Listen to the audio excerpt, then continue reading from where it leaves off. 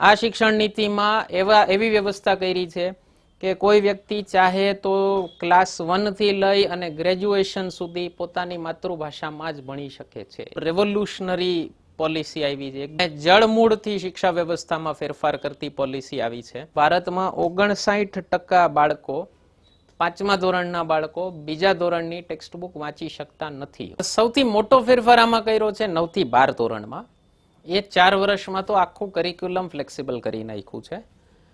એટલે વિષયો શું રહેશે એ વિદ્યાર્થી નક્કી કરશે. આર્ટ, કોમર્સ, સાયન્સ એ બધી સ્ટ્રીમ કાઢી નાખી છે. વોકેશનલ એજ્યુકેશન એટલે વ્યવસાયલક્ષી શિક્ષા. એટલે કંઈક એવું શીખવાનું જેનાથી તમને ડાયરેક્ટ કામ ધંધો કંઈક મળી શકે, ચાલુ કરી શકો. કે ગ્રેજ્યુએટ થઈને આવે છોકરો તો આવડતું કાંઈ જોતું નથી, અને દરેક ફિલ્ડમાં કોર્સ ગોખણીઓ રાખ્યો છે આપણે. થિયરી કેમ વધુ સારી આવે એમ માર્ક્સ વધુ સારા મળે.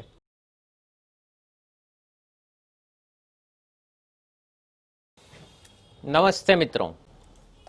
ભારતમાં સામાન્ય રીતે લોકોને પૂછો કે તમે શિક્ષણ વ્યવસ્થાથી ખુશ છો કે નહીં, તો 100 માંથી લગભગ 99 લોકો એમ કહેશે કે શિક્ષણ વ્યવસ્થામાં આટલા ફેરફાર હોત તો હું મારી કરિયરમાં અત્યારે કરું છું એના કરતાં વધુ સારી રીતે કામ કરી શકતો હોત. જે 1% લોકો એમ માનતા હશે કે હું મારી કરિયરમાં બેસ્ટ પરફોર્મ કરું છું, રિગાર્ડલેસ કાંઈ પણ શિક્ષા હોય, એ પણ એટલું તો માનશે જ કે શિક્ષામાં પરિવર્તનની જરૂર તો છે જ. તમે એક વસ્તુ ઓબ્ઝર્વ કરી આપણે કે એવા કમ્પાર્ટમેન્ટ પાડી દીધા છે આપણી શિક્ષામાં કે કોમર્સનો સ્ટુડન્ટને સાયન્સમાં ટપ્પો પડતો ન હોય, સાયન્સના સ્ટુડન્ટને ઇકોનોમિક્સમાં ટપ્પો પડતો ન હોય.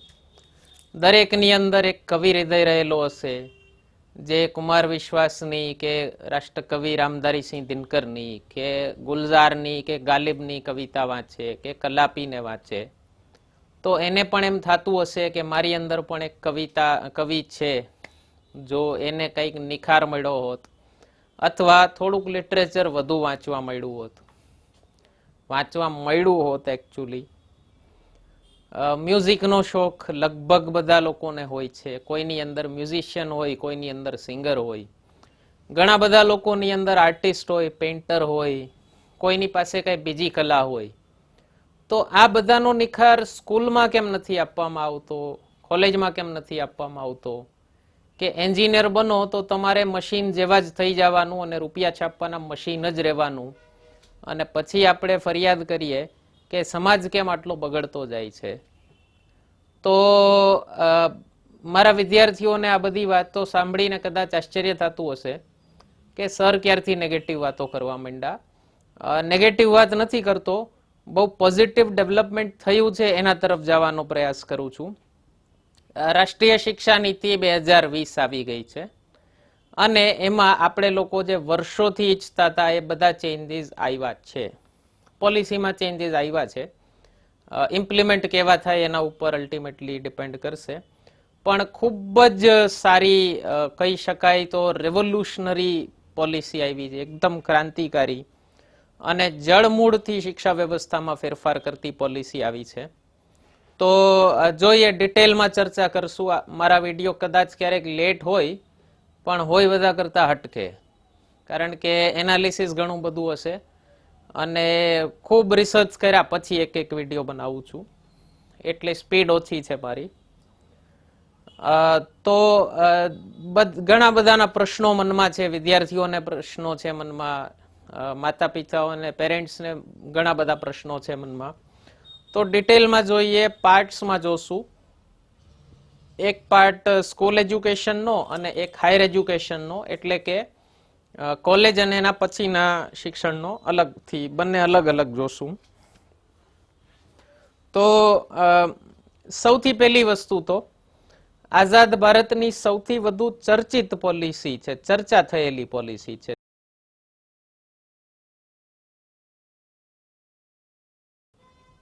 છેલ્લા 6 વર્ષથી એક ઓર્ગેનાઇઝેશન સાથે જોડાયેલો છું.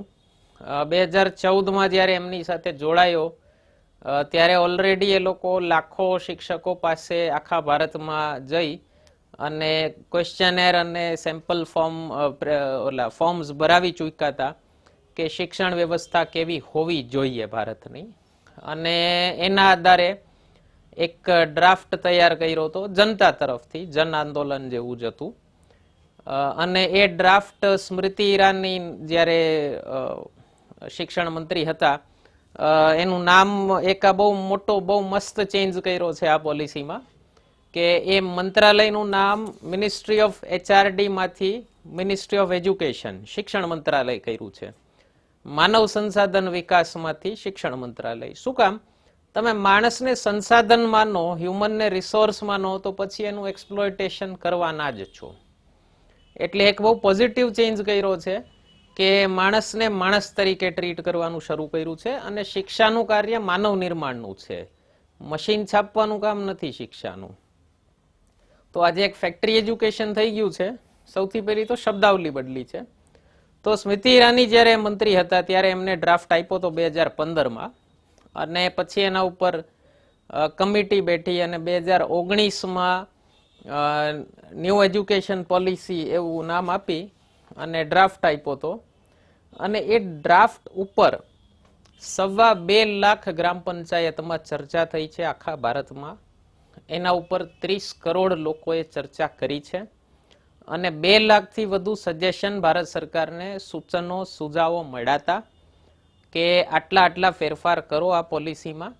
અને પછી ફાઇનલી જે 2020માં આવી છે એને નામ આપ્યું છે, શોર્ટ ફોર્મ NEP જ રાખ્યું છે, પણ એને નામ આપ્યું છે national education policy.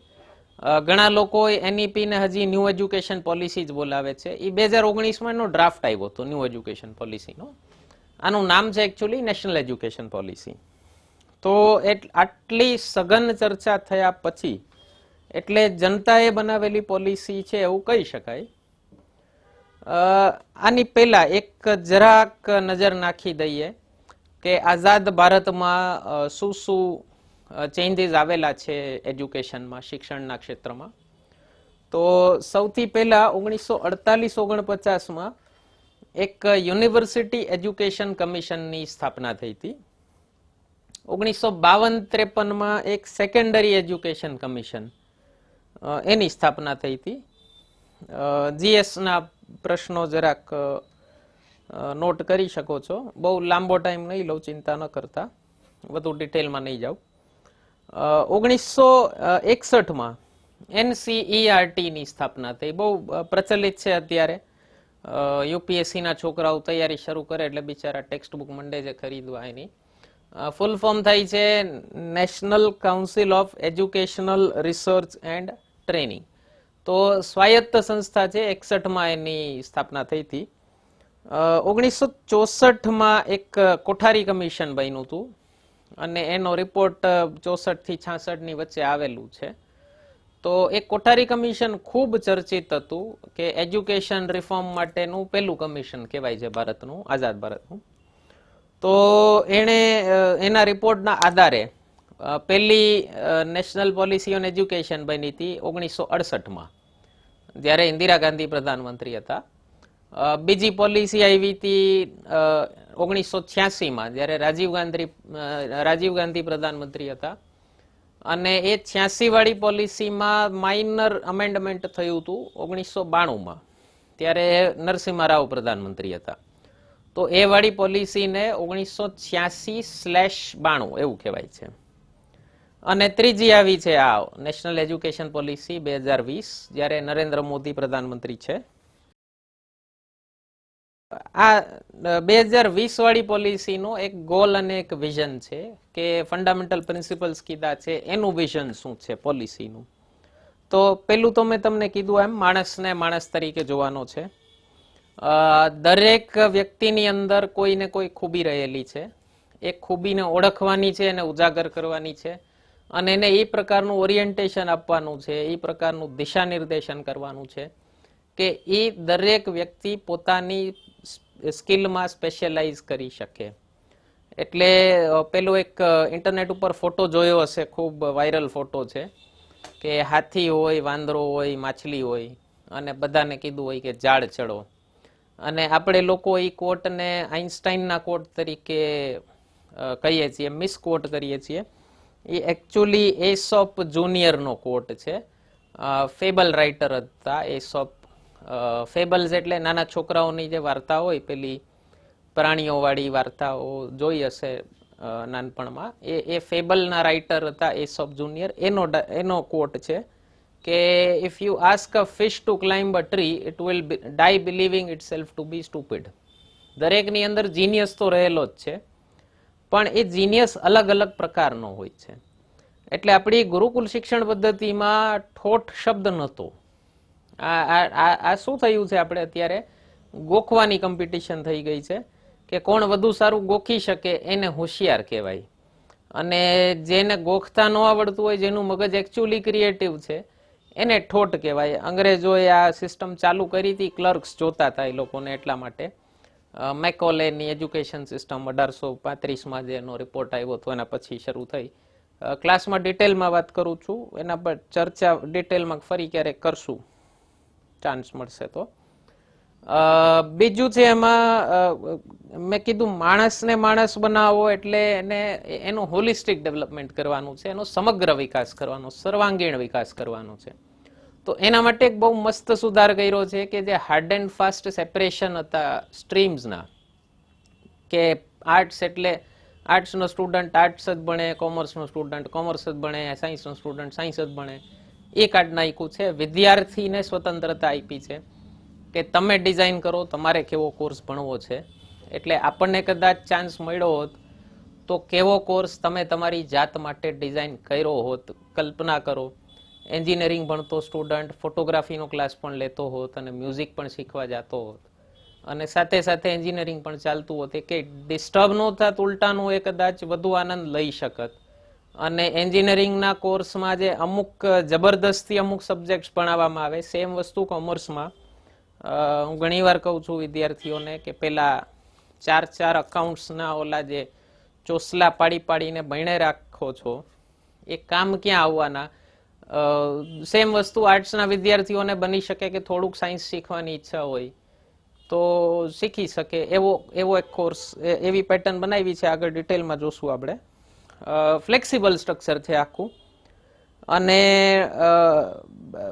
Foundational literacy ઉપર ખૂબ ધ્યાન આપ્યું છે, એના પર પણ આગળ આવું છું. અને એક વિઝન છે પોલિસીમાં કે દરેક વ્યક્તિને ભારત શું છે એ ખબર હોય. એટલે શબ્દ પ્રયોગ કર્યો છે જે આપણા કોન્સ્ટિટ્યુશનનો શબ્દ છે, ઇન્ડિયા ધેટ ઇઝ ભારત. એટલે ભારત શું છે એના વિશે જાણકારી આપવાની છે. જે ઇન્ડિયા અંગ્રેજોએ પોતાની નજરથી જોયું, પોતાના ધૂળવાળા ચશ્માથી જોયું, અને આપણા મગજમાં પેઇન્ટ કરી દીધું કે ઇન્ડિયા એટલે ડર્ટી અને ઇન્ડિયન પીપલ એટલે ઇલિટરેટ પીપલ ને ફૂલ્સ ને ફલાણા ને ઢીકણા ને. ઓકે, એ નહીં, ભારત. ભારત અને ઇન્ડિયા બંને શબ્દો વચ્ચે શું ફરક છે એ ક્લાસમાં તો ડિસ્કસ કરું જ છું, મારા વિદ્યાર્થીઓને ખ્યાલ હશે, તો એનામાં ડિટેલમાં નથી જતો હું અત્યારે. તો સૌથી પહેલો જે મોટો ફેરફાર કર્યો છે એ છે સ્કૂલ એજ્યુકેશનમાં. હજી સુધી આપણે જે શિક્ષણ પ્રણાલી ફોલો કરતા હતા એ હતી 10+2. હવે એને રિપ્લેસ કરી અને નવી સિસ્ટમ લાવ્યા છે 5+3+3+4. ચાર્ટમાં જોઈ શકો છો. વર્ષો એકચ્યુઅલી વધાર્યા નથી, જે વર્ષોને આપણે સ્કૂલિંગ એજ્યુકેશનમાં ગણતા નહોતા એને એમાં ગણ્યા છે, અને એને પ્રોપર એક ફ્રેમવર્ક આપ્યું છે. એટલે પેલા 12 વર્ષનું સ્કૂલિંગ હતું, અને 15 વર્ષ ગણ્યું છે. 3 વર્ષે જ તમે સ્કૂલમાં એડમિટ થાવ છો, 18 વર્ષે જ 12 પાસ થશો. પેલા અલગ અલગ સ્ટ્રક્ચર હોવાના કારણે એવું થતું હતું કે તમારી સ્કૂલે કેટલા વર્ષ કાઇન્ડર ગાર્ટનમાં લીધા, લોઅર કેજી ને હાયર કેજી વાળા અને નર્સરી વાળા, એના આધારે કોક છોકરાઓ 17 વર્ષે 12 પાસ કરતા હતા અને કોક 18 વર્ષે કરતા હતા. હવે બધા 18 વર્ષે જ કરશે. તો જે મેજર ચેન્જ કર્યો છે એ સૌથી જે નીચેનું જે સ્ટેજ છે, એટલે કે જે પ્રથમ ચરણ છે, જેને કીધું છે ફાઉન્ડેશનલ સ્ટેજ, 5 વર્ષનું, એમાં એક મેજર ચેન્જ કર્યો છે. 5 વર્ષનું એ સ્ટેજ છે, જેમાં એક નવું ઇન્ટ્રોડ્યુસ કર્યું છે પેલા 3 વર્ષ, કે જ્યારે બાળકની ઉંમર 3 વર્ષની હશે ત્યારે એ એડમિટ થશે સ્કૂલમાં. તો એ 3, 4, 5, જેને હજી સુધી આપણે પ્રી સ્કૂલિંગ કહેતા હતા, અને એ ઓર્ગેનાઇઝ નહોતું, એના માટેનો કોઈ કરિક્યુલમ નહોતો, કોઈ સિલેબસ નહોતો, તો આડેધડ ચાલતું હતું, હેફેઝાર્ડ કરીને ચાલતું હતું. તો તમે એક વસ્તુ શબ્દ માર્ક કરજો, એને પ્રી સ્કૂલ શું કામ કહેવાતું હતું? તમે સ્કૂલમાં જાઓ છો તો પછી કયો છો પ્રી સ્કૂલ શું કામ? એટલે સરકારી ચોપડે હજી સુધી બાળક સ્કૂલમાં એડમિટ થતું હતું 6 વર્ષે. તો 3 થી 6 હવે સરકારને ખબર છે કે ભાઈ મા બાપ 3 વર્ષે છોકરાને સ્કૂલમાં મૂકી જ આવે છે. પહેલા પ્લે હાઉસમાં મૂકી આવે છે અને પછી પ્રી સ્કૂલમાં. તે પ્રી સ્કૂલમાં કરાવતા હતા શું? તો એનું કઈ દિશા નિર્દેશન નહોતું. એકચ્યુઅલી પૈસા કમાવાનો બહુ સારો રસ્તો હતો. મને ઘણા મિત્રોએ, જે એક મિત્રે નવી સ્કૂલ ખોલી છે અને નવી સ્કૂલમાં સ્ટ્રગલ થતી જ હોય, તો એણે મને કીધું, મને કે ભાઈ ઘર છે ને એ આ પ્રી સ્કૂલ ચલાવે છે, ઓલા બધા ઉપરના ધોરણમાં હજી એવું બધું કઈ કમાવા જેવું નથી. એટલે એકચ્યુઅલી આ પૈસા કમાવાનો રસ્તો હતો. તો અને કઈ દિશા નિર્દેશન નહોતા, ગમે તે પ્લે હાઉસ ખોલીને બેસી જાય અને મન પડે એ ફીસ ચાર્જ કરે. અને સેમ વસ્તુ મોટી સ્કૂલ્સમાં પણ એમ જ છે. તો ગવર્મેન્ટે એનો એક કરિક્યુલમ ડિસાઇડ કર્યો, એને નામ આપ્યું છે ECCE, early childhood care and education. આની પાછળ એક કારણ છે, શિક્ષા નીતિમાં કીધેલું છે કે બાળકનો જે ક્યુમ્યુલેટિવ બ્રેઇન ડેવલપમેન્ટ હોય, જે મગજનો વિકાસ છે, એ 85% જેટલો વિકાસ 6 વર્ષની ઉંમર સુધીમાં થઈ જતો હોય છે. તો એને એક પ્રોપર ફ્રેમવર્ક આપ્યું છે ગવર્મેન્ટે. હવેથી સરકારી ચોપડે બાળક સ્કૂલમાં એડમિટ થશે 3 વર્ષની ઉંમરે, અને એમાં સરકારે પ્રોપર ડિઝાઇન કર્યું છે કે નંબર્સ કેવા હોય, લેટર્સ કેવા હોય, રંગોના નામ, પછી એવા અમુક ઉખાણા આપવાના બાળકોને જેનાથી એની તાર્કિક શક્તિ ડેવલપ થાય, લોજિકલ થિંકિંગ એબિલિટી ડેવલપ થાય. એવી ગેમ્સ આપવાની એને કે જેનાથી એનું મગજ કામ કરતું ચાલુ થઈ જાય 6 વર્ષની ઉંમર પહેલા. અને એમાં ઘણું બધું આપ્યું છે, આર્ટ છે, ક્રાફ્ટ છે, ડ્રામા છે, મ્યુઝિક, મુવમેન્ટ છે, ઘણું બધું આપ્યું છે. અને પછીના નેક્સ્ટ, અને આમાં એક બહુ મોટો ફેરફાર આવશે ગ્રામ્ય ક્ષેત્રમાં. તો ત્યાં જે આંગણવાડીના કાર્યકર્તાઓ બહુ સરસ રીતે ઘર સુધી એ લોકોની પહોંચ હોય અને બહુ મસ્ત રીતે કામ કરતા હોય છે, તો આંગણવાડીના કાર્યકર્તાઓને આ ECCE માટે ટ્રેન કરાશે. અને ગ્રામ્ય વિસ્તારોમાં આ પ્રી સ્કૂલ એજ્યુકેશન હવે સ્કૂલિંગ એજ્યુકેશન તરીકે અપાશે. બાલવાટિકા વગેરે અલગ અલગ નામ એને આપેલા છે. ઇવન ટ્રાઇબલ એરિયાઝમાં પણ આશ્રમ શાળા કરી અને આ ECCE વાળું એજ્યુકેશન આપવાનું છે. સેકન્ડ સ્ટેજને કીધો છે પ્રિપરેટરી સ્ટેજ, જેમાં 3, 4, 5મું ધોરણ છે. એમાં અમુક બેઝિક, એકદમ બેઝિક સાયન્સ, મેથ્સ, ઓલું ગણવાનું ને બધું, અમુક આર્ટ, ફિઝિકલ એજ્યુકેશન, સ્પોર્ટ્સ ને બધું, રમતો નાના બાળકોની, લખવાનું કઈ રીતે, વાંચવાનું, એ બધું શીખડાવવાનું છે. અને એનો એક મેઇન કી શબ્દ વાપરો છે ફાઉન્ડેશનલ લિટરસી. એટલે પહેલી એક્ઝામ શરૂ થાય છે બાળકની 3જા ધોરણથી, 2જા ધોરણ સુધી કોઈ પરીક્ષા નથી, ફાઉન્ડેશનલ સ્ટેજમાં કોઈ પરીક્ષા નથી. ફાઉન્ડેશનલ લિટરસી પર આવું છું હમણાં. 3જો સ્ટેજ કીધો છે મિડલ સ્ટેજ, જેને આપણે માધ્યમિક શાળા કહીએ છીએ.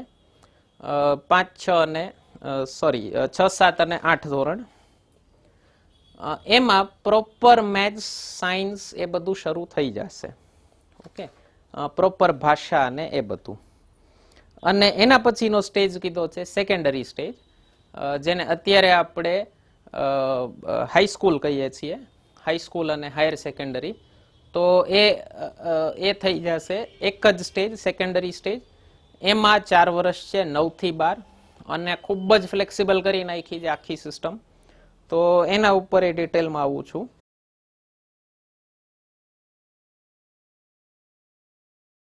બીજો એક મોટો ચેન્જ કર્યો છે, કરિક્યુલર અને એક્સ્ટ્રા કરિક્યુલર એક્ટિવિટી કઈ હોય એનો ભેદ પણ કાઢી નાખ્યો છે. જેમ કે કોઈ વ્યક્તિ સ્પોર્ટ્સમાં સારો હોય પણ એના બિચારાના માર્ક્સ તો સ્કૂલમાં ખરાબ જ રહેવાના, અથવા કોઈનું સિંગિંગ સારું હોય કે કોઈનું મ્યુઝિક સારું હોય, ઓકે, વગેરે વગેરે ઘણી બધી સ્કિલ્સ હોય માણસોમાં, તો એનાથી એને સ્કૂલમાં કઈ લાભ નહોતો થતો. હવે એ બધા સબ્જેક્ટ કમ્બાઈન કરી દીધા છે.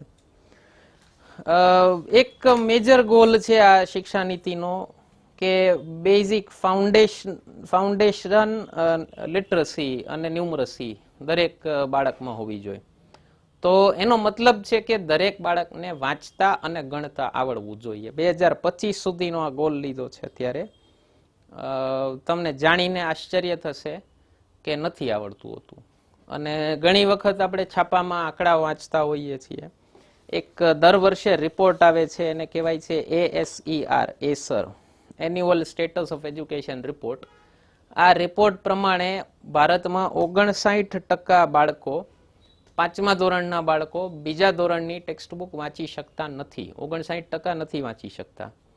અને એવી જ રીતે 53-55% જેવો આંકડો આવે છે 8મા ધોરણના બાળકો 5મા ધોરણના સિમ્પલ મેથ્સના દાખલા, મલ્ટિપ્લિકેશન ડિવિઝન નથી કરી શકતા હોતા. ઓકે, અને આના કારણે આપણું બહુ નુકસાન જાય છે. અને એની પાછળ એક કારણ કીધું છે, તમે સર્ચ કરી શકો છો બધા આંકડા ઇન્ટરનેટ ઉપર, કે મા બાપની ઇંગ્લિશની ઘેલછાના કારણે આ વસ્તુ થાય છે. એક પીસા રેન્કિંગ હોય છે જે ગ્લોબલી બધી સ્કૂલ્સને રેન્કિંગ આપે છે.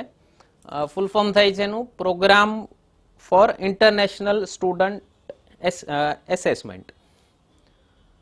આ પીસા રેન્કિંગ્સમાં છેલ્લે 2009માં ભારતે ભાગ લીધો હતો અને 74 દેશમાંથી આપણો રેન્ક 72મો આવ્યો હતો. એનું એક બેઝિક કારણ હતું કે એમાં ટેસ્ટ એવી હોય છે, એક ટેસ્ટ હોય છે કે લખો તો ગ્રામેટિકલી કોઈ પણ ભાષામાં એક વાક્ય એવું લખવાનું છે જે ગ્રામેટિકલી સાચું હોય. અને એમાં પણ ફેલ થયા છે આપણા વિદ્યાર્થીઓ. અને એમાં જે સ્કૂલ્સ મોકલેલી હતી એ બધી દહેરાદૂનની ને દિલ્હીની જે બધી અમીર સ્કૂલ્સ છે, જ્યાંની ફીસ 3 લાખ 4 લાખ 5 લાખ રૂપિયા હોય વાર્ષિક, એ બધી સ્કૂલ્સના વિદ્યાર્થીઓ મોકલ્યા હતા. એનું કારણ ફેલ થવાનું કારણ હતું, ડ્રાસ્ટિકલી ફેલ થવાનું કારણ હતું કે બધા નાનપણથી ઇંગ્લિશ મીડિયમમાં ભણેલા હતા. એટલે નથી એ લોકોને પ્રોપર ઇંગ્લિશ બોલતા આવડતું, નથી એ લોકોને પ્રોપર હિન્દી બોલતા આવડતું, કે ઘરની કોઈ ત્રીજી માતૃભાષા હોય તો નથી એ બોલતા આવડતી. આ એક બહુ કઠણાઈ છે ઇંગ્લિશ મીડિયમ એજ્યુકેશનની, જે આપણા ભારતીય મા બાપ નથી સમજી શકતા હજી પણ. અને એ આમાં ચેન્જ કરવાની ટ્રાય કરી છે ગવર્મેન્ટે. તો મોદીજી હમણાં આ વસ્તુ ફાઉન્ડેશનલ લિટરસીને હમણાં એક્સપ્લેન કરી હતી કે આપણે એક ફ્રેઝ કહેવાય કે રીડ ટુ લર્ન. કાંઈ પણ શીખવા માટે વાંચીને શીખી શકો તમે, પણ એના માટે સૌથી પહેલા લર્ન ટુ રીડ તો જરૂરી છે.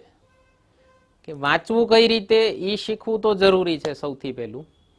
તો એના ઉપર સૌથી પહેલો ફોકસ છે 2025 સુધીમાં ફાઉન્ડેશનલ લિટરસી લાવવાનો.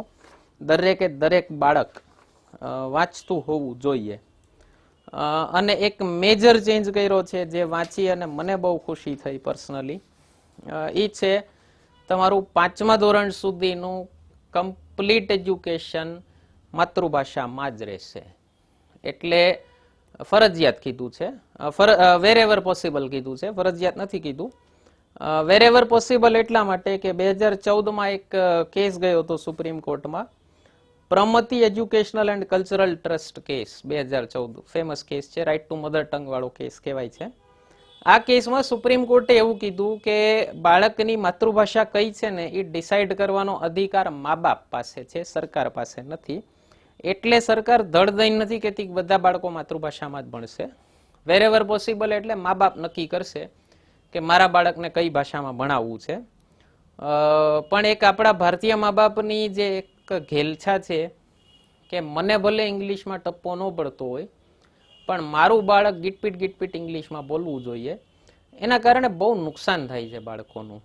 કારણ કે ઇંગ્લિશ મીડિયમના મોટા ભાગના સ્ટુડન્ટ્સ, કદાચ બધા સ્ટુડન્ટ્સ ગોખણિયા હોય છે, બિચારા સમજતા કાંઈ નથી હોતા. અને યુપીએસસીનો ટીચર છું, મેં ચાહે સ્કૂલ લેવલનો ક્વેશ્ચન ગુજરાતમાં પૂછ્યો હોય કે દિલ્હીમાં પૂછ્યો હોય, જે પ્રશ્ન એવો હોય કે સ્કૂલમાં આવેલો હોય ભણવામાં, મેં કાયમ Gujarati medium, Hindi medium, Tamil medium, Telugu medium, Marathi medium વાળા છોકરાઓને જ એના જવાબ આપતા જોયા છે.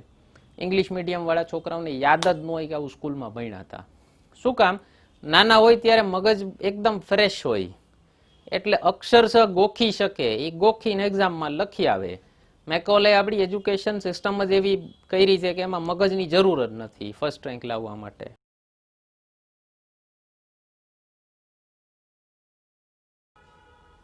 તો માતૃભાષા એટલા માટે કરી છે કે છોકરા સમજે. અને સાયકોલોજી કે છે કે અમુક ઉંમર સુધી અલગ અલગ સ્ટડી અલગ અલગ ઉંમર કે છે કે 14 થી 16 વર્ષ પહેલા બાળકને ફોરેન લેંગ્વેજ સમજમાં આવતી હોતી નથી. ઓકે. અને એનું આનું એક પાછું બીજું સોલ્યુશન કાઢ્યું છે આપણા ભારતીય મા બાપે કે ઇંગ્લિશની એવી ઘેલછા છે ને, આપણે એક એવો દેશ છીએ કે જેને પ્રાઉડ ઇંગ્લિશમાં થાય છે અને પાછું પોતાની ભાષા ન આવડવાનું ગર્વ હોય છે. એટલે ગર્વ ભારતીય બહુ ઓછા જોશો તમે, બધા પ્રાઉડ ઇન્ડિયન્સ જોશો. એટલે પ્રાઉડ વિદેશી ભાષામાં થાય છે. તો એ લોકોએ નવો રસ્તો કાઢ્યો છે કે બાળક સાથે ઘરમાં પણ ઇંગ્લિશમાં જ બોલવાનું. એટલે એક તો તારું ઇંગ્લિશ ભાંગું ટૂંટું, એમાં ટીચરનું ઇંગ્લિશ ભાંગું ટૂંટું, એમાં ઓલો બિચારો કન્ફ્યુઝ થઈ જાય. અને ઘરની ભાષા અલગ હોય, બહાર રમવા જતો હોય, બધી ભાષા અલગ હોય. અને એમાં એને તમે ટોર્ચર કરો કે તારે વિચારવાનું જ ઇંગ્લિશમાં. અને પછી તો બાળક મોટું થતું થતું 18 વર્ષ સુધી તો પોતે ગુલામ થઈ ગયું હોય છે. તો ઘણી વખત મેં જોયેલા છે, મારા LLB-માં જોયેલા છે, ઘણા મિત્રોને કાયદાની સમજ બહુ સરસ હોય પણ ભાષા ન સમજાતી હોય તો એને કાયદામાં સારા માર્ક્સ જ ન મળે. એટલે એની પરીક્ષા કાયદામાં કેટલું નોલેજ છે એના કરતાં ઇંગ્લિશનું કેટલું નોલેજ છે એ જ થઈ જાય. આપણે દરેક વિષયમાં આવું જ છે અત્યારે ભારતમાં. સ્ટાર્ટિંગની સરકારી જે પેલી એજ્યુકેશન પોલિસીની ખામી કે હાયર એજ્યુકેશનની ભાષા ફરજિયાત ઇંગ્લિશ રાખી હતી હજી સુધી. આ શિક્ષણ નીતિમાં એવી વ્યવસ્થા કરી છે કે કોઈ વ્યક્તિ ચાહે તો ક્લાસ 1 થી લઈ અને ગ્રેજ્યુએશન સુધી પોતાની માતૃભાષામાં જ ભણી શકે છે, એવી પોલિસી રાખી છે, વ્યવસ્થા રાખી છે. આગળ જઈને જોઈએ છીએ કઈ રીતે પોસિબલ છે. તો કીધું છે કે 5મા ધોરણ સુધી મધર ટંગમાં જ, માતૃભાષામાં જ ભણાવવાની છે અથવા હોમ લેંગ્વેજમાં. એટલે અમુક બાળકોની હોમ લેંગ્વેજ અલગ હોય અને જે સ્ટેટની મધર ટંગ છે એ અલગ હોય. ઉદાહરણ ગુજરાતમાં સિંધી અને મરાઠી છોકરાઓનું લઈ શકાય, મોટા પ્રમાણમાં હોય છે આ બંને. દિલ્હી તો મિક્સ કલ્ચર છે, મેટ્રો કલ્ચર છે, તો બધા મિક્સચર હોય જ છે. તો વેરેવર પોસિબલ એટલે કીધું છે. 8મા ધોરણ સુધી પણ આગ્રહ કર્યો છે કે માતૃભાષામાં જ ભણાવવાનું. આના માટે એક સરકારે બહુ મસ્ત રસ્તો પણ આપ્યો છે કે જે ટેક્સ્ટ બુક્સ હશે એ બધી બાયલિંગ્વલ હશે. એટલે બની શકે કે એક બાજુ ઇંગ્લિશ આપ્યું હોય ને બીજી બાજુ ગુજરાતી આપ્યું હોય. તમને જે ભાષામાં સમજાય એ ભાષામાં વાંચી લો. અને મારો પોતાનો અનુભવ છે, પર્સનલ એક્સપિરિયન્સથી કહું છું. થ્રુઆઉટ ઇંગ્લિશ મીડિયમમાં ભણેલો છું અને કહું છું. એટલે જે આપણી ભાષામાં જે વસ્તુ સમજાય ને એ બીજી ભાષામાં એ ગળે નથી ઉતરતી એટલી. તમે મગજમાં એને ઠોસો મારીને ફિટ કરી દો કે ફલાણો લોચો અહીંયા ફિટ કરવાનો છે, પણ એ પછી કામ કેવું થાય? દાળિયા જેવું થાય, આર્કિટેક્ટ જેવું ન થાય. દાળિયાને ખબર હોય કે અહીંયા આ ઈંટ મૂકવાની, પણ એ શું કામ મૂકવાની ને એમાં એકાદો લોચો થાય તો સેટ કેમ કરવાનો એ ન ખ્યાલ હોય. એટલે થાય છે શું ઘણી વખત, તમે ઇંગ્લિશ મીડિયમના કોઈ પણ સ્ટુડન્ટને પૂછજો, કોઈ એવો ટીચર મળી જાય ને કે જે સમજાવતો હોય ગુજરાતી અથવા હિન્દીમાં અને લખાવતો હોય ઇંગ્લિશમાં, તો ભગવાનનો મોકલેલો માણસ હોય ને એવો હાશકારો થાય છોકરાઓને. ઓલું આખું મીડિયમ ઓફ ઇન્સ્ટ્રક્શન જે ઇંગ્લિશમાં રાખવાની આપણે જે પ્રથા છે ને, કે બિચારું 4-5 વર્ષનું બાળક હોય, સ્કૂલમાં બેઠું હોય ને ઓલી ટીચર ઇંગ્લિશમાં ખીજાતી હોય ને કાંઈ ભાન ન પડતી હોય શું કહે છે, એને ખાલી એટલી ખબર પડે ગુસ્સો કરે છે. અને ઇંગ્લિશમાં આખા લેક્ચર ચાલતા હોય, બિચારા બોર થતા હોય છે. તો કર્યું છે શું ગવર્મેન્ટે? મીડિયમ ઓફ ઇન્સ્ટ્રક્શન ચેન્જ કર્યું છે. ખાલી સમજાવવાનું બધું લોકલ લેંગ્વેજમાં. તમે તારે નોટ્સ ભલે ઇંગ્લિશમાં આપો, કોઈ વાંધો નથી. ટેક્સ્ટ બુક 2 ભાષામાં આપી છે, તમને જેમાં મન પડે એમાં વાંચો અને એમાંથી લખો. ઓકે, એની સાથે 3 લેંગ્વેજ ફોર્મ્યુલા કન્ટિન્યુ કર્યું છે, જે અત્યારે પણ ચાલે છે. 3 લેંગ્વેજ ફોર્મ્યુલા એમાં 8મા ધોરણ સુધી બધી ભારતીય ભાષાઓ જ છે, એક ઇંગ્લિશ અને બાકીની કોઈ પણ 2 ભારતીય ભાષા ભણવાની છે. એમાં આપણે ગુજરાતમાં એક ઇંગ્લિશ ભણે છે છોકરાઓ, એક ગુજરાતી ભણે છે અને ત્રીજી ભાષા હિન્દી રાખે છે. ગુજરાત, મહારાષ્ટ્ર, બંગાળ, ઓડિશા, પંજાબ આ એવા સ્ટેટ્સ છે કે જ્યાં પોતાની અલગ માતૃભાષા છે અને હિન્દી જ રાખે છે થર્ડ લેંગ્વેજ તરીકે. આ નીતિનો એક વિરોધ આવેલો છે વર્ષોથી સાઉથના રાજ્યોમાંથી અને ખાસ કરીને તમિલનાડુમાંથી, કે અમારી ઉપર હિન્દી ઇમ્પોઝ કરવા માંગો છો તમે. એ લોકોનું માનવું એવું છે કે ભાઈ, એટલે આ જે અંગ્રેજોની ડિવાઇડ એન્ડ રૂલ પોલિસી હતી અને એમાં એક ઓલી મિથક થિયરી ઘડીને કાઢી દીધી આર્યન દ્રવિડિયનની, કે આર્યો બહારથી આવ્યા. તો એ લોકો બિચારા એવું માને છે કે અમે દ્રવિડ છીએ અને અમારી ભાષા દ્રવિડ છે અને આ હિન્દી આર્યોની ભાષા છે અને એ અમારી ઉપર થોપવામાં આવે છે, એટલે અમે હિન્દી નહીં શીખીએ. એટલે સરકારે સ્પેસિફિકલી કીધું છે કે ભારતીય ભાષાઓ તમે થર્ડ લેંગ્વેજ તરીકે તેલુગુ રાખી શકો, કન્નડ રાખી શકો, મલયાલમ રાખી શકો, કોઈ વાંધો નથી. ઓડિયા રાખો, બંગાળી રાખો, ગુજરાતી રાખો, હિન્દી ન શીખો. પણ આનાથી એક ફાયદો એ થાય કે તમને ભારતની કોઈ પણ 2 ભાષા આવડે ને તો ત્રીજી ભાષા બહુ સહેલાઈથી આવડી જાય. તમે એક વસ્તુ માર્ક કરજો, મને મારા બોમ્બેમાં એક કાકા છે, એમણે મને કીધું આપણા ગુજરાતીઓ મહારાષ્ટ્ર જઈને મરાઠી બહુ જલ્દી શીખી જાય છે. એટલે મને એમણે કીધું મને કે બોમ્બેમાં અને પૂનામાં ગુજરાતીઓનો વિરોધ નથી થયો ને એનું કારણ કે એ લોકો એટલી જલ્દી મરાઠી શીખી જાય કે ઓલાને એમ થઈ ગયો કે આપણા જેવો જ છે ને, કંઈ વાંધો નહીં. તમે કોઈ પણ વ્યક્તિથી એકદમ નજીક પહોંચવાનો સૌથી શોર્ટકટ રસ્તો છે તમે એની ભાષા શીખી જાઓ ને, તો એનાથી વધુ સારું કોઈ હોય જ ન શકે. એટલે આ 8th સ્ટાન્ડર્ડ સુધી 3 લેંગ્વેજ ફોર્મ્યુલા તો ફરજિયાત કર્યું છે અને 8th સ્ટાન્ડર્ડ સુધી એક ફરજિયાત કર્યું છે કે બધી ભારતીય ભાષાઓ જ શીખશે. તમારે ફોરેન લેંગ્વેજ શીખવી હોય, જેમાં ઉદાહરણ આપ્યા છે કોરિયન ને જેપનીઝ ને ફ્રેન્ચ ને જર્મન, તો એ 9મા ધોરણથી શીખી શકશે. 9 થી 12માં એ બધી ભાષાઓ શીખી શકશે.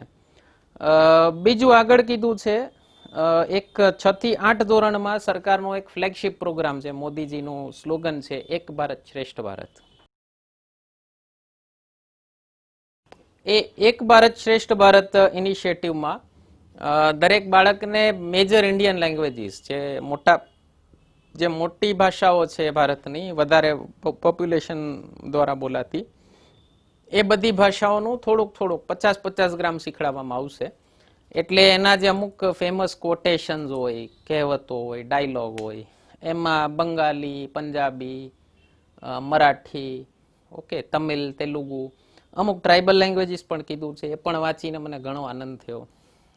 આપણે લોકોને સિટીના લોકોને ઓછો ખ્યાલ હોય, ડાંગની ભાષા અલગ છે, દાહોદની ભાષા અલગ છે, તો એના પણ થોડા અમુક શીખડાવવામાં આવશે. એ કેમ્પેઇન છે, એનું નામ કીધું છે એક ભારત શ્રેષ્ઠ ભારત.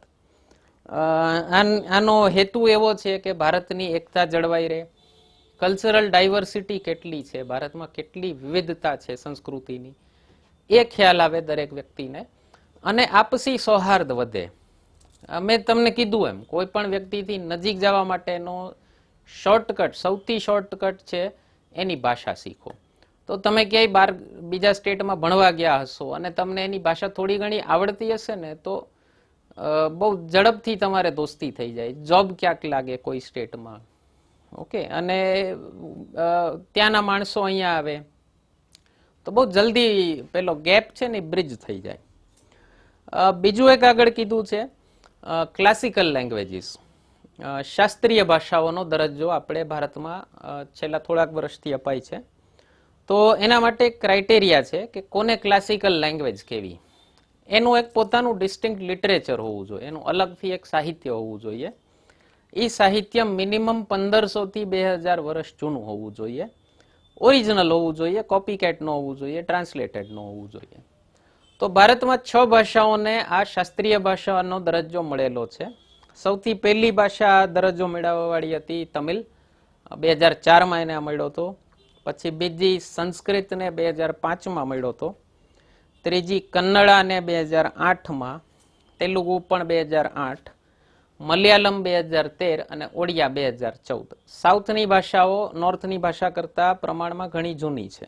ઓકે, આ ક્લાસિકલ ભાષાઓ પ્લસમાં અમુક ભાષા લુપ્ત થઈ ગઈ છે, જેમ કે પાલી અને પ્રાકૃત છે. પાલી ભાષા એટલે બૌદ્ધ લિટરેચર આખું પાલી ભાષામાં છે. બીજી એક કીધી છે ફારસી, ઉર્દુની જે માતૃભાષા, ઉર્દુ ભાષાની માતૃ છે, જેમાંથી ઉર્દુ નીકળેલી છે.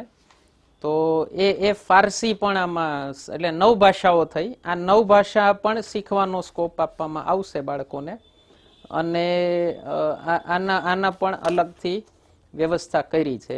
એનું લિટરેચર, એની કલ્ચરલ ટ્રેડિશન, એ બધું શીખવાનો ચાન્સ આપ્યો છે. એટલે મલ્ટીલિંગ્વાલિઝમ આપી છે. અને જે માણસને ભાષા વધારે ગમતી હોય એ લોકોને તો જલસો પડી જાય, અને તો એમ થાય કે ફરીથી સ્કૂલમાં એડમિટ થઈ અને આ બધું શીખી લઉં. એટલે મારા જેવા માણસને બહુ ખુશી થાય. મેં એવા માણસો જોયેલા છે કે જેને 9, 9, 11 ભાષાઓ આવડતી હોય, અને એક ઇંગ્લિશ સિવાય બધી ભારતીય ભાષાઓ. તો આમ કેટલું મસ્ત લાગે આટલી બધી ભાષા આવડતી હોય તો. મેં એવા માણસો જોયેલા છે કે ભારતની જે પ્રમુખ ભાષાઓ છે 15, એ બધી ભાષા સમજી શકતા હોય, એમાંથી ઘણી બધી બોલી પણ શકતા હોય, પણ સમજી તો બધી જ શકતા હોય.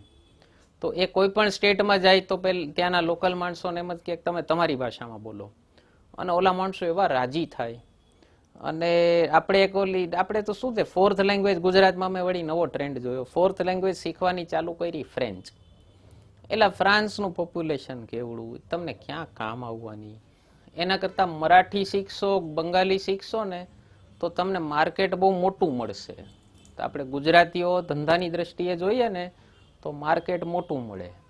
અને સિમ્પલ વસ્તુ છે, મને તો દયા આવે છે અત્યારના ભારતના અમુક મા બાપ ઉપર, કે છોકરાને ઇંગ્લિશ જ શીખડાવે, ઘરમાં એની યારે ઇંગ્લિશમાં જ વાત કરે, ઓલાને ભારતીય કે ભાષા આવડતી ન હોય, એવી એ બ્રીડ પાકી છે. અને પાછા ગર્વથી કે મારા છોકરા નહીં આવડે ભાષા. મને એમ થાય કે યાર મસ્ત તમે એવા દેશમાં જન્મ લીધો છે કે આરામથી થોડોક એફર્ટ મારો તો 4-5 ભાષા શીખી શકો. તો 3 ભાષા આવડે એને અમીર કહેવાય કે 1 ભાષા આવડે એને અમીર કહેવાય? શું કામ ગરીબ કરો છો તમારા છોકરાને?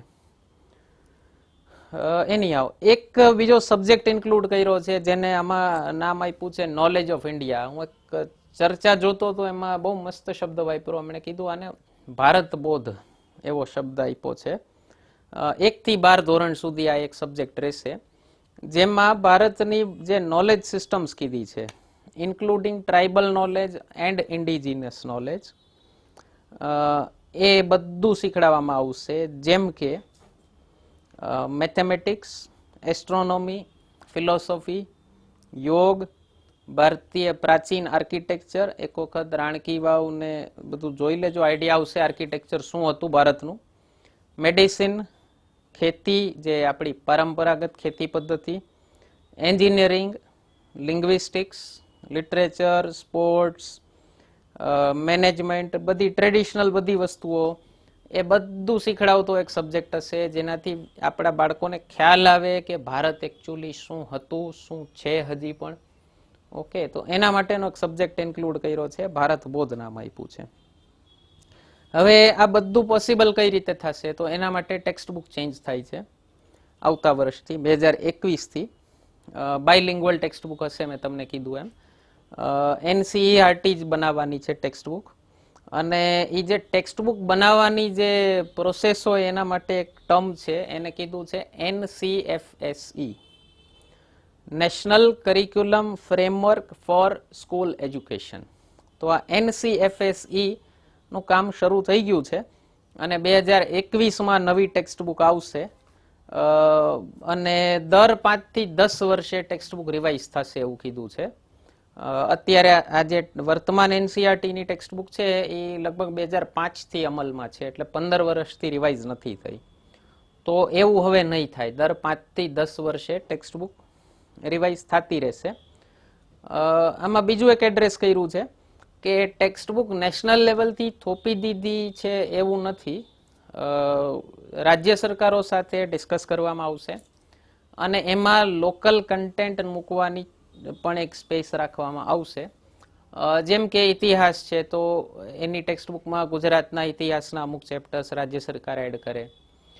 ભૂગોળ છે તો એમાં ભૂગોળના ગુજરાતની ભૂગોળના ચેપ્ટર અમુક રાજ્ય સરકાર એડ કરે. ઓકે, એની પણ વ્યવસ્થા રાખી છે. અને આ માતૃભાષા વિશે તમને ડાઉટ પડતો હોય તો એક વખત G20 કન્ટ્રીઝ ઉપર નજર નાખી લેજો. જે ટોપના દેશ છે, જે ટોપની 20 ઇકોનોમી છે દુનિયાની, એ બધી પોતાના સ્ટુડન્ટ્સને માતૃભાષામાં જ ભણાવે છે. China, Japan, France, Germany, Russia બધા અત્યારે ઘણા બધા માપદંડોમાં આપણા કરતા ઘણા બધા આગળ છે અને માતૃભાષામાં જ ભણે છે.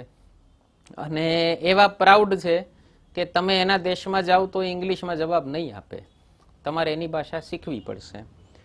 ઓકે, એટલે અમુક વસ્તુ શીખવા જેવી છે.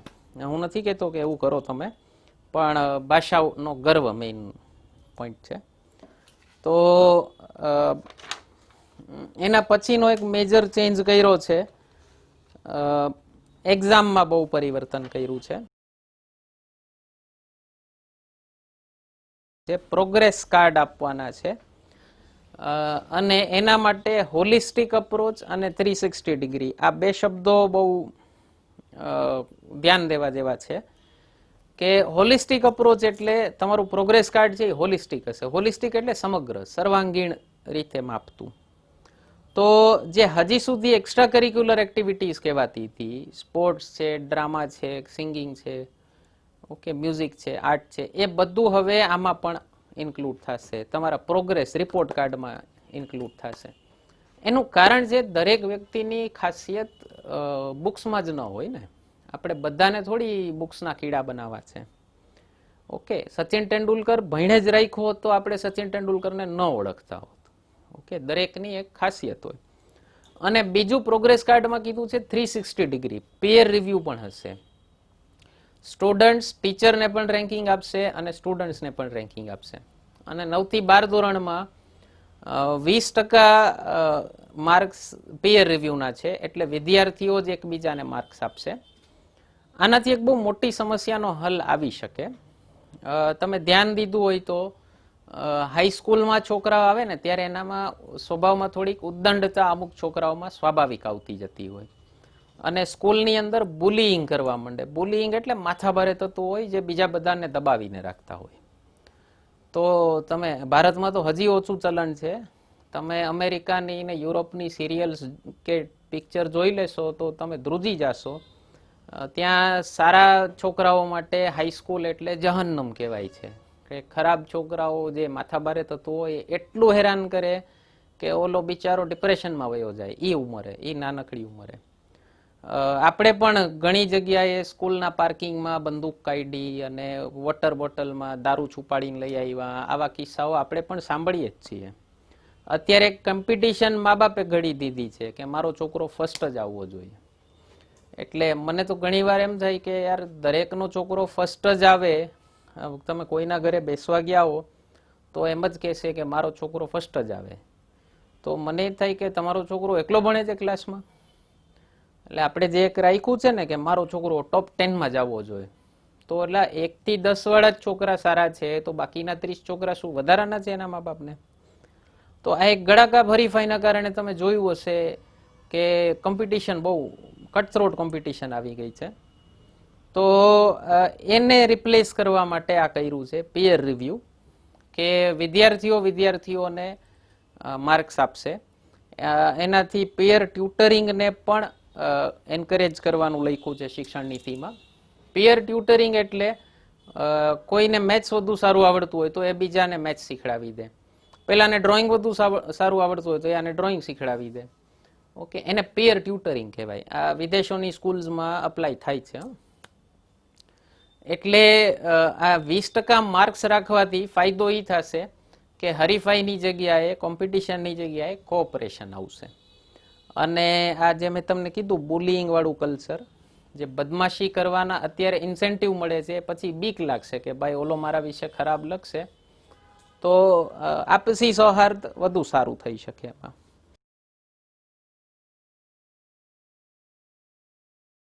સૌથી મોટો ફેરફાર આમાં કર્યો છે 9 થી 12 ધોરણમાં. એ 4 વર્ષમાં તો આખું કરિક્યુલમ ફ્લેક્સિબલ કરી નાખ્યું છે. એટલે વિષયો શું રહેશે એ વિદ્યાર્થી નક્કી કરશે. આર્ટ, કોમર્સ, સાયન્સ એ બધી સ્ટ્રીમ કાઢી નાખી છે. આપણા દેશમાં વિદ્યાર્થી નક્કી કરે એટલે પેરેન્ટ્સ નક્કી કરશે કે વિષયો શું રહેશે. એના માટે તમારા મગજમાં પ્રશ્ન આવ્યો હશે કે પછી આગળ એન્ટ્રન્સ એક્ઝામમાં શું એના માટે આવું છું, એની વ્યવસ્થા રાખી છે. 40 વિષયો લેવાના છે 4 વર્ષમાં. એ 40 વિષયો પાસ કરો એટલે 12 પાસ તમે કહેવાશો. 10મા અને 12માની બોર્ડની એક્ઝામ રાખી છે, પણ એક્ઝામ આપ્યા પછી ઇમ્પ્રુવમેન્ટ એક્ઝામ પણ આપી શકો છો. એટલે આપણે એક જોતા હોઈએ છીએ બોર્ડ એક્ઝામ પછી સુસાઇડ કેસમાં અચાનક વધારો થઈ જાય, એ પણ એ ઘટાડવા માટે આ કર્યું છે. અને બીજું એક ઇન્ક્લુડ કર્યું છે એમાં વોકેશનલ એજ્યુકેશન. વોકેશનલ એજ્યુકેશન એટલે વ્યવસાયલક્ષી શિક્ષા. એટલે કંઈક એવું શીખવાનું જેનાથી તમને ડાયરેક્ટ કામ ધંધો કંઈક મળી શકે, ચાલુ કરી શકો. અને આની શરૂઆત 6 થી 8માં કરી દીધી છે. 6 થી 8માં આને નામ આપ્યું છે fun school, fun course. Okay. અને બીજું નામ આપ્યું છે બેગલેસ ડેઝ. બેગલેસ ડેઝ એટલે દફતર વગરના દિવસો. તો એ દિવસે સ્કૂલે છોકરાએ બેગ નહીં લઈ જવાનું અને શું કરવાનું, એને આવું કંઈક કામ કરવા માટે શીખવા મોકલવાના. જેમ કે carpentry, electric work, metal work, gardening, માળીકામ, પોટરી, આવા બધા એક્ઝામ્પલ આપ્યા છે. કોઈ પણ હોઈ શકે. ક્રિએટિવિટી સ્કૂલ અને બાળકો પોતે પોતાની લગાવે. એ જઈને શીખી આવે એટલે એના માર્ક્સ પણ એડ થશે એના કરિક્યુલમમાં. અને બીજું સરકારે કીધું છે કે હોલિડેના પીરિયડમાં પણ છોકરાઓને એન્કરેજ કરવાના કે આવું કામ જઈ અને કંઈક કરે. એનાથી એને કંઈક થોડાક પૈસા મળે, આટા દાલના ભાવ ખબર પડે મિડલ ક્લાસના છોકરાઓને. અને જે સાધારણ વર્ગ છે એકદમ, એ લોકોને તો ત્યારથી થોડોક ટેકો મળવા માંડે ઘરમાં. તો 9 થી 12માં આને ફરજિયાત રાખ્યો છે વોકેશનલ એજ્યુકેશન. એનું કારણ છે, તમે વાંચતા હશો છાપાઓમાં કે ભારતમાં ગ્રેજ્યુએટ્સની ફોજ છે પણ એમ્પ્લોયેબિલિટી 0. એટલે એ લોકોને આવડતું કાંઈ નથી હોતું. આઈઆઈટીના રિવ્યુ આવેલા છે કે આટલા ટકા એન્જિનિયર્સને કાંઈ આવડતું નથી હોતું. હું મારા ક્લાસમાં બીકોમ બીબીએને પણ પૂછું કે આવડે શું. જે લોકો વેપાર ધંધામાં હશે, એચઆરમાં ક્યાંય ઇન્વોલ્વ હશે, એ લોકોને તો ખ્યાલ જ હશે કે ગ્રેજ્યુએટ થઈને આવે છોકરો તો આવડતું કાંઈ હોતું નથી. અને દરેકે દરેક ફિલ્ડમાં કોઈ પણ લઈ લો તમે. તો એનું કારણ છે કે આખો કોર્સ ગોખણીઓ રાખ્યો છે આપણે. થિયરી કેમ વધુ સારી આવે એમ માર્ક્સ વધુ સારા મળે. તો એટલે પ્રેક્ટિકલ કોર્સ એક ઇન્ક્લુડ કર્યો છે અને 9 થી 12માં ફરજિયાત કર્યો છે વોકેશનલ કોર્સ. કે અમુક ટાઈમ તમારે ક્યાંક જવાનું, કંઈક શીખીને આવવાનું અને એના માર્ક્સ મળશે. અને આપણે ગુજરાતમાં તો કોમન છે, વેપારી હોય અને છોકરો 12-13 વર્ષનું થાય એટલે ગલ્લે બેસાડી દીધો હોય એને, ત્યારથી ધંધાની અકલ આવવા માંડે અને ત્યારથી બાપાના હાથ નીચે, કાકાના, મામાના, કોઈના પણ હાથની નીચે ગળાવા માંડ્યો હોય છોકરો. તો એ છોકરો 20-22 નો થશે ત્યાં તો ધંધો સંભાળવા માટે રેડી હશે. એનું એક કારણ છે નાની ઉંમરે બોલાવાનું કે છોડ હોય ને ત્યારે તમે એને વાળી શકો, ઝાડ થઈ જાય પછી ન વળે, પછી તમારા કયામાં ન રહે. અને મારી પાસે ઘણા પેરેન્ટ્સ આવે, 2 ટાઈપના પેરેન્ટ્સ આવે છે. એક એવા કે બિઝનેસમેન હોય અને છોકરા આગળ નોકરી કરાવી હોય. એટલે મને એમ થાય કે યાર ઘરનો ધંધો છે તો શું કામ નહીં છોકરાને MBA કરાવવું છે અને પ્રાઇવેટમાં નોકરી કરાવી છે. શું કામ આજે મેકોલે એજ્યુકેશન સિસ્ટમ જે આવી ને અંગ્રેજોએ જે આપણે ચાલુ કરી, એને આપણા મગજમાં એવું ઘડી દીધું છે કે ટાઈ પહેરી અને ઓફિસમાં બેઠા હોય તો જ એને વ્યવસ્થિત કામ કહેવાય. મહેનતનું, શ્રમનું મહત્વ ખતમ કરી દીધું છે. તમે મહેનત કરીને પૈસા કમાવો છો તો એ કાંઈ નથી. ઓફિસમાં બેઠા ઓર્ડર આપતા હો તો સરસ લાગે. એટલે મેં તો જોયા છે ઘણાને, ગાંઠિયાની દુકાન હોય, હોન્ડા સિટી ફેરવતા હોય બાપા, અને કે છોકરાને પ્રાઇવેટ નોકરી કરાવી છે. મને એમ થાય કે ભાઈ તારા બાપા 3-4 લાખ રૂપિયા મહિને કમાય છે ભાઈ, જા ને ગાંઠિયા પાડને, શું એવું રાખ્યું છે. એટલે એનું કારણ છે કે ઓલું 13-14 વર્ષના હતા ત્યારે ધંધે બેસાડ્યા હોત તો એને ખબર હોત કે ભાઈ આપણા ધંધામાં જે મળે છે એ નોકરીમાં નહીં મળે. બીજા કેસ એવા જોયા મેં કે બાપા ઈચ્છે છે એક દીકરાને ધંધો કરાવવો છે, દીકરો કે નોકરી કરવી, સોફ્ટવેર એન્જિનિયર બનવું, ફલાણા કરવું, ઢીકાણા કરવું. એટલે એનું કારણ સેમ અગેન આ જ છે. તો વોકેશનલ કોર્સ 9મા ધોરણથી શરૂ કર્યો છે અને આપણે ભારત સરકારે ખુદ આંકડા દીધેલા છે 12મી પંચવર્ષીય યોજનામાં, સોરી, એટલે ત્યારથી શરૂ કર્યો છે. હું એક સદગુરુનું એક ચર્ચા જોતો હતો, એમાં એણે બહુ મસ્ત કીધું કે ભારતમાં સ્કિલફુલ ટ્રેનિંગ ઘટતી જાય છે દિવસે દિવસે. એટલે એણે બહુ મસ્ત ઉદાહરણ દીધું કે આવનારા સમયમાં તમારો મિસ્ત્રી એવો ન હોય તો આશ્ચર્ય ન કરતા કે દરવાજો એક બાજુ ખુલે બીજી બાજુ ન ખુલે. ઓકે, કારણ કે જે ઉંમરે એ બધા કામ શીખવા જોઈએ ને એ ઉંમરે અત્યારે આપણે સ્કૂલમાં ભણાવીએ છીએ. અને એક મગજમાં થઈ ગયું છે કે ગ્રેજ્યુએટ થઈ ગયા એટલે હવે ઓફિસ જોબ જ કરવાની. એટલે શું થાય છે, આ મહેનતના કામ કરવા વાળા લોકોમાં સપ્લાય ઘટતી જાય છે અને ડિમાન્ડ વધતી જાય છે. એટલે એ લોકોના જે રેમ્યુનરેશન હતા એ વધતા જાય છે, વધી ગયા છે અત્યારે. કે અત્યારે તમે જોઈ શકો છો, તમારા ઘરે શાકની લારી લઈને આવતો હશે ને જે માણસ, એ રોજના 1000-1200 રૂપિયા કમાઈને જતો હશે, પણ એને લગ્ન કરવામાં તકલીફ થશે. અને એની જગ્યાએ એ જ માણસ ગ્રેજ્યુએટ થઈ અને રિલાયન્સમાં કે ડીમાર્ટમાં કે બિગ બજારમાં નોકરી કરીને શાક વેચતો હોત, 8000 રૂપિયા ઘરે લઈને આવતો હોત, તો એના લગ્ન આરામથી થઈ જાય. શું કામ? Social status. આપણે એવો સમાજ આ શિક્ષણ પદ્ધતિએ કરી નાખ્યો છે. એટલે એ માઇન્ડસેટ ચેન્જ કરવા સરકારે ફરજિયાત વોકેશનલ એજ્યુકેશન નાખ્યું છે કે તમને કંઈક આવડતું તો હોય. અને દરેક વ્યક્તિને આપણે અત્યારે શું છે, ગ્રેજ્યુએટ ને માસ્ટર્સ ને મંડાથી કરાવવા મિનિમમ ક્વોલિફિકેશન થઈ ગયું છે, પછી એનું કરવાનું શું? ઓકે, દરેક વ્યક્તિની ખાસિયત એ ન હોઈ શકે. ઓકે, દરેક વ્યક્તિ વાંચવામાં ને ભણવામાં ને ગોખવામાં ને ભણાવવામાં, મેથ્સમાં ને સાયન્સમાં સારો ન હોઈ શકે. એને ખાલી ટોર્ચર થાય એ કામોમાં. તો એની જે ખાસિયત છે, જે ખૂબી છે, એમાં એને વાળવો પડે તો એમાં એક્સેલ કરશે અને બહુ સારું નામ કમાશે. માણસ છે ને પૈસા કરતા નામનો વધારે ભૂખ્યો હોય છે. એટલે આ એક કોર્સ મને બહુ સારો લાગ્યો. બીજી વસ્તુ, એમાં ફ્લેક્સિબિલિટી એવી રાખી છે કે 10માની એક્ઝામ આપ્યા પછી તમે 1-2 વર્ષનો ડ્રોપ લઈને પાછા આવી શકો.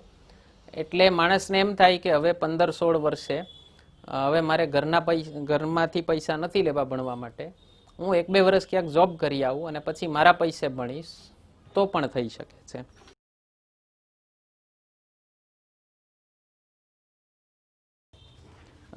એક ટર્મ કહેવાય છે GER, ગ્રોસ એનરોલમેન્ટ રેશિયો.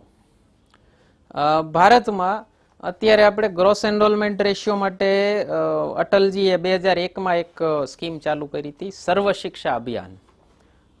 ખ્યાલ હોય તો દૂરદર્શન ઉપર ગીત આવતું હતું, સ્કૂલ ચલે હમ. તો રાઇટ ટુ એજ્યુકેશન પાસ કર્યો હતો. 6 થી 14 વર્ષના દરેક બાળકને સ્કૂલિંગ એજ્યુકેશન મફત અને ફરજિયાત કરવામાં આવ્યું. તો એનાથી શું થયું, પહેલા ધોરણમાં તો ગ્રોસ એનરોલમેન્ટ રેશિયો લગભગ નિયર અબાઉટ 100% લઈ ગયા, પણ એ જળવાઈ નહોતું રહેતું. એટલે એમાં ડ્રોપ એટલો બધો આવી જતો હતો કે 6થા ધોરણમાં એ ગ્રોસ એનરોલમેન્ટ રેશિયો 90% થઈ જતો હતો.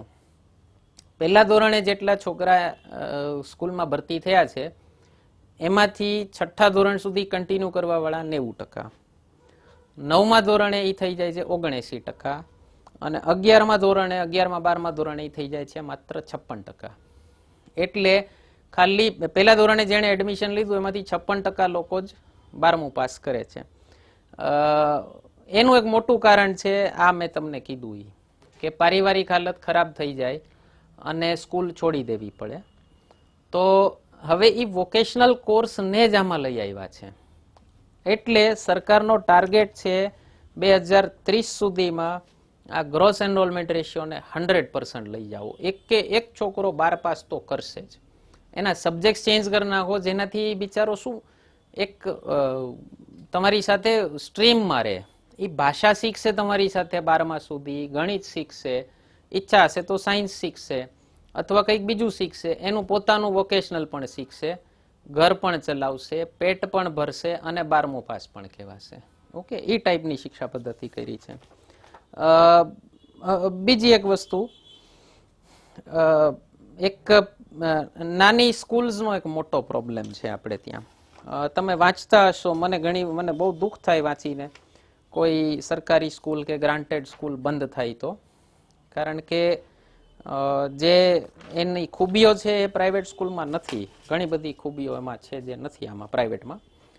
તો સરકારી આંકડા આ બંધ થવાનું કારણ છે કે બહુ ઓછા વિદ્યાર્થીઓ હોય, એક જ ટીચર હોય, સિંગલ ટીચર વાળી સ્કૂલ હોય. અને આ ડ્રોપઆઉટ રેશિયો વધવાનું એક કારણ પણ એ હોય કે વિદ્યાર્થી જ ઓછા હોય, ટીચર એક જ હોય. તો હવે એને એ ટીચર હોય મેથ્સનો અને ભણાવતો હોય, ભાષા પણ ભણાવતો હશે અને સાયન્સ પણ ભણાવતો હશે, તો વિદ્યાર્થીઓ કંટાળીને આવવાનું બંધ કરી દે, છૂટી ગયું. ઓકે, પછી સ્કૂલ બંધ થઈ ગઈ. અને આ વસ્તુ ઇમેજિન કરો તમે, ગામડામાં જ્યાં 10-15 કિલોમીટર સુધી બીજી કોઈ સ્કૂલ નથી, એક જ સ્કૂલ છે, એમાં 30 જ છોકરાઓ જાય છે, એક કે બે ટીચર છે, તમે એ સ્કૂલમાં ભણો છો તો તમે પણ કંટાળી જશો. તો આંકડો આપ્યો છે સરકારે, 2016-17નો આંકડો છે. ભારતમાં 28% પ્રાઇમરી સ્કૂલમાં 30થી ઓછા સ્ટુડન્ટ છે અને 14% હાયર સ્કૂલ્સમાં, હાઈસ્કૂલમાં 30થી ઓછા છોકરાઓ છે. 1 લાખથી વધુ સ્કૂલ એવી છે જ્યાં સિંગલ ટીચર છે, એક જ ટીચર છે. આવી 1 લાખથી વધુ સ્કૂલ છે. ઓકે, હવે આના કારણે વિદ્યાર્થીઓમાં અને શિક્ષકોમાં બેમાં ઉત્સાહની કમી થઈ જાય. શિક્ષકો પણ એકલામાં કંટાળી જાય. તો આના સોલ્યુશન માટે બીજું, તમારા લોકોના મનમાં પ્રશ્ન થયો હશે કે બધું તમે ઓપન કરી નાખ્યું, આર્ટ્સ, કોમર્સ, સાયન્સ બધું ઇક્વલ, તો એટલું ઇન્ફ્રાસ્ટ્રક્ચર ક્યાંથી કાઢશું સ્કૂલ પાસે? સરકારી સ્કૂલનો તો ઇલાજ આમાં આપ્યો છે. એને કીધું છે ગ્રુપ સ્કૂલ ક્લસ્ટર્સ અથવા સ્કૂલ કોમ્પ્લેક્સ. તો દરેક જ્યાં પણ કોઈ પ્રાઇમરી સ્કૂલ અથવા આંગણવાડી ને બધું ચાલતું હોય, એના 5 થી 10 કિલોમીટર રેડિયસની અંદર એક સ્કૂલ કોમ્પ્લેક્સ એવો બનશે કે જ્યાં 12મા ધોરણ સુધીની સ્કૂલ હોય અને બાકી સ્કૂલ્સનું ક્લસ્ટર કરાશે. ક્લસ્ટરથી ફાયદો શું થાય? માની લો એક સ્કૂલ 5 કિલોમીટર દૂર અહીંયા છે, એક સ્કૂલ 5 કિલોમીટર દૂર ત્યાં છે. આની પાસે મેથ્સનો ટીચર નથી, ઓલાની પાસે સાયન્સનો ટીચર નથી, તો અહીંનો સાયન્સનો ટીચર વાં ભણાઈ આવે, વાનો મેથ્સનો ટીચર અહીંયા ભણાઈ આવે. વિદ્યાર્થીઓ પણ, અને સ્કૂલ ક્લસ્ટર, સ્કૂલ કોમ્પ્લેક્સ થાય તો વિદ્યાર્થી વધી જાય, ટીચર્સ વધી જાય, ત્યાં કાઉન્સેલિંગની ને એ બધી ફેસિલિટી ડેવલપ કરવાનું કીધું છે. એના માટે એક સ્કૂલ કોમ્પ્લેક્સ ડેવલપમેન્ટ કમિટી બનાવવાનું કીધું છે. અને એના માટે DEOs ને બધાને કામ આપ્યું છે કે આ રેશનલાઇઝ કરવાનું. સ્ટેટ ગવર્મેન્ટ્સને કામ દીધું છે કે નાની નાની સ્કૂલ્સ જેટલી હોય એને મર્જ કરી અને એના ક્લસ્ટર કરાવવાના, બંધ નથી કરવાની, એને મર્જ કરવાની છે. વિદ્યાર્થીઓ વધે એવું લાગશે, શિક્ષકો વધ્યા છે એવું દેખાશે, એટલે બધામાં ઉત્સાહ થશે. એક સ્કૂલ વાં પડી, એક વાં પડી, બે બંધ થઈ ગઈ, એના કરતાં બેને મર્જ કરી અને એક સ્કૂલ દોડતી કરવાનો પ્લાન છે સરકારનો. એટલે ઇન્ફ્રાસ્ટ્રક્ચર વધે, સરકારના કોસ્ટ ઘટે, એડમિનિસ્ટ્રેટિવ કામ ઘટે, આ બધા ફાયદા થાય તો એ વસ્તુ થઈ શકશે. એટલે એ એક ઓપ્શન આપ્યો છે. આ સ્કૂલ ક્લસ્ટરનો રિપોર્ટ સરકાર પાસે 1964થી પેન્ડિંગ પડ્યો છે. જે પહેલું કોઠારી કમિશન હતું ને ત્યારે જ આ સજેશન આપ્યું હતું, પણ હજી સુધી ઇમ્પ્લિમેન્ટ થયું નથી.